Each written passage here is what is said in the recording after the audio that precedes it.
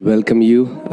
आज के दिन अब हम लोग जब साथ मिलकर हम लोग इस उपवास प्रार्थना में साथ में हिस्सा ले रहे हैं, हम लोग साथ में मिलकर एक परिवार की तरह साथ में हम लोग प्रार्थना करेंगे।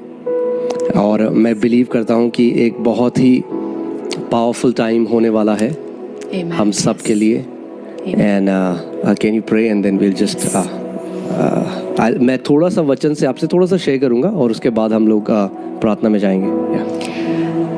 धन्यवाद पिता परमेश्वर, धन्यवाद प्रभु यीशु, पवित्र आत्मा प्रभु, हम आपको आमंत्रित करते हैं प्रभु इस समय हमारे बीच में। परमेश्वर आपकी उपस्थिति के लिए प्रभु हम धन्यवाद करते हैं। इस समय को प्रभु आपके हाथों में देते हैं प्रभु। जो भी हमें सुन रहे हैं ऑनलाइन परमेश्वर, और जो भी एक साथ एक दिल के होके जुड़े हुए हैं हमारे साथ परमेश्वर, हम उनको भी ब्लेस करते हैं प्रभु। ये समय आपके हाथों में देते हैं। पवित्र आत्मा आप हमको सिखाएं, आप हमको चलाएं प्रभु, जैसे प्रभु आप हमें चलाना चाहते हैं प्रभु जी। आपका वचन परमेश्वर हमारे दिलों में कार्य करे परमेश्वर। मैं प्रार्थना करती हूँ कि वो 100 गुना फल को लेके आए।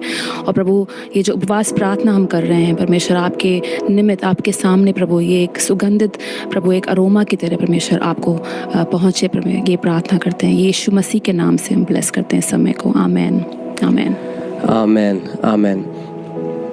मैं इसके बारे में पहले से बता चुका हूँ, पर जस्ट मैं चाहता हूँ कि मैं फिर से इस बात को रिपीट करूँ। ये ज़रूरी है कि ये बार बार हम अपने आप को रिमाइंड करें। पहले कुरिन्थियों 9वें अध्याय का मैं 24वें आयत से मैं पढ़ के 27 तक मैं पढ़ूँगा, और मैं चाहता हूँ कि आप ध्यान दें यहाँ पे। और यहाँ पे पौलुस प्रेरित कहता है, क्या तुम लोग ये नहीं जानते कि खेल के मैदान में दौड़ते तो सभी धावक हैं, किंतु पुरस्कार किसी एक को ही मिलता है। ऐसे दौड़ो कि जीत तुम्हारी ही हो। मैं आपके ऊपर ये बोलता हूँ, ऐसे दौड़ो कि जीत तुम्हारी ही हो। ये जो हम परमेश्वर के राज्य में चल रहे हैं, जो हम दौड़ रहे हैं, हम लोग बिना मंजिल के नहीं दौड़ रहे। ये हम लोग कोई रीति रिवाज की तरह ये उपवास प्रार्थना नहीं कर रहे। जो भी हम कर रहे हैं उसके पीछे एक डेफिनेट पर्पस है, एक कारण है। हम जानते हैं, हम निर्बुद्धियों की तरह हम उनकी चाल नहीं चलते। हम लोग जानते हैं कि क्यों प्रभु ने हमें बुलाया है। पौलुस कहता है, मैं वो व्यक्ति नहीं जो हवा में मुक्के मारूं। वो कहता है, मैं जानता हूं मैं क्या कर रहा हूं। और वैसे ही जो हम ये कर रहे हैं, जो धार्मिकता में हम जीवन बिता रहे हैं, जो प्रभु के पीछे हम चल रहे हैं, उसका वचन कहता है, इस समय के दुख और कलेश कुछ भी नहीं है उस बड़ी महिमा के सामने जो हम सबके ऊपर प्रकट होगी। सो फिर से मैं आपके ऊपर ये बोलता हूँ कि ऐसे दौड़ो कि जीत तुम्हारी ही हो। और मैं ये आपके ऊपर बोलता हूँ कि जीत आपकी हो, हर एक एरिया में जीत आपकी हो। यस लॉर्ड, आमेन। किसी खेल प्रतियोगिता में प्रत्येक प्रतियोगी को हर प्रकार का आत्म संयम करना होता है।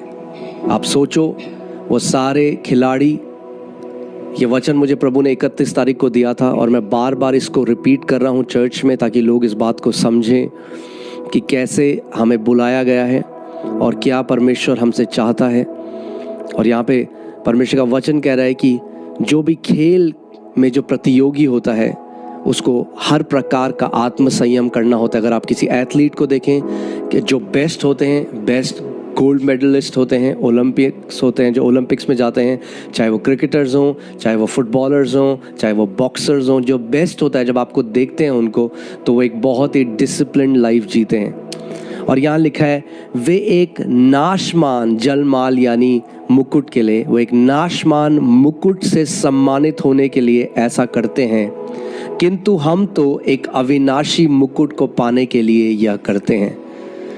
हमारा, मैं इस संडे को भी मैं कलीसिया को बता रहा था कि जितने भी चाहे वो गोल्ड मेडलिस्ट हों, चाहे वो बड़े बड़े सेलिब्रिटीज़ हों, उनकी जो महिमा है, उनकी जो ग्लोरी है, वो फेडिंग है, वो कुछ टाइम बाद ख़त्म हो जाएगी। कुछ समय की है, जब वो पीक में होते हैं तो पूरी दुनिया उनको जानती है, न्यूज़पेपर में उनके बारे में आता है, मगर जब उनकी एज हो जाती है, वो जो महिमा है वो ढल जाती है। मगर परमेश्वर का वचन कह रहा है, हम लोगों के साथ वैसा नहीं है। जो जीवन आप जीते हो मसीह में, वो अनंत तक वो महिमा, आपकी गवाही, आपकी टेस्टमनी एंड तक रहेगी। वो हटेगी नहीं, वो नीचे नहीं जाएगी। वो एक समय के लिए याद नहीं करी जाएगी, मगर वो अनंत तक बनी रहेगी। इसीलिए परमेश्वर का वचन कहता है कि कुछ भी ऐसा नहीं परमेश्वर के राज्य में जो छुपा हो, जो प्रकट ना हो।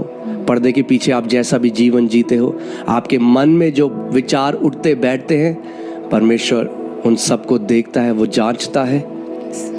और जैसा जीवन हम जीते हैं उस हिसाब से आपकी गवाही भी होगी अनंत तक। आगे हम चलते हैं। इसमें लिखा है, हम तो एक अविनाशी मुकुट को पाने के लिए यह करते हैं, इस प्रकार मैं उस व्यक्ति के समान दौड़ता हूं जिसके सामने एक लक्ष्य है। मैं चाहता हूं आप सोचो, आपके जीवन का लक्ष्य क्या है। हाँ, परमेश्वर आपको बढ़ाएगा, आप नौकरी में भी उन्नति पाओगे। परमेश्वर अगर आपको और चीज़ें भी देगा, वो सब कुछ देगा, मगर हमारा एक जो मेन लक्ष्य है वो केवल एक बड़ा घर पाना नहीं है, वो केवल एक बड़ी गाड़ी पाना नहीं है, वो केवल एक प्रमोशन पाना नहीं है। ये बीच में चीज़ें हैं जो परमेश्वर हमारे साथ करेगा, मगर हमारे जीवन का लक्ष्य अपनी दौड़ को पूरा करना है, उस स्वर्गीय बुलाहट को पूरा करना है, जिस स्वर्गीय बुलाहट के साथ परमेश्वर ने हमें भेजा। कल सुबह मैं आपको इफिसियों की पत्री से बताऊंगा कि कैसे आपकी स्वर्गीय बुलाहट परमेश्वर ने आपको तब दी थी जब उसने इस पृथ्वी की नींव भी ना डाली थी। तो आपकी स्वर्गीय बुलाहट आपसे भी पुरानी है। आपको परमेश्वर ने आप पर भरोसा